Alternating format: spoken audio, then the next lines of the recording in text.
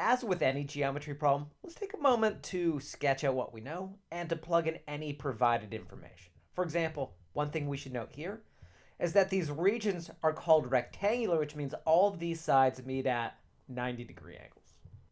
And of course, recall that when you work with rectangles, we know that opposite sides are equal. So one thing we could do is we can label this side here 6.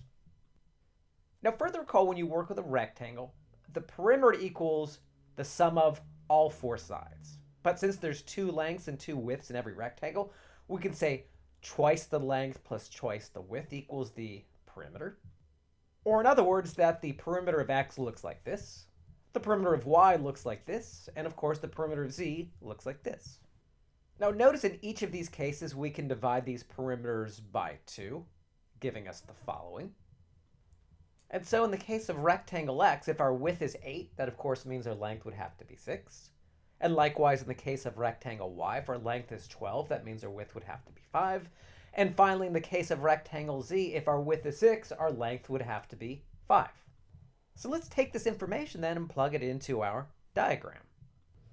And notice when we do, the only lengths that we still have to determine to get the perimeter of this entire shape is this one here and this one here. Now in the case of the first of these lengths, we know that this mystery length plus this 5 have to add up to this 8 because the opposite sides of a rectangle are equal, meaning our mystery length is 3.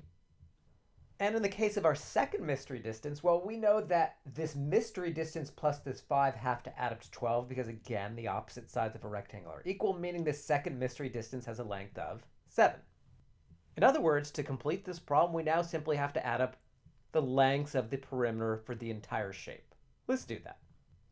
To start, we've got this 8, then we have this 6, then this 3, then this 12, then comes this 5, then this 6, the 5 here, the 6 here, the 7 here, and of course, this 6 here. Now, of course, there's a lot of ways we can add these numbers. Let's just take it one step at a time. This 8 plus this 6, that is 14. When we add the 3, we get to 17. When we add this 12, we get to 29.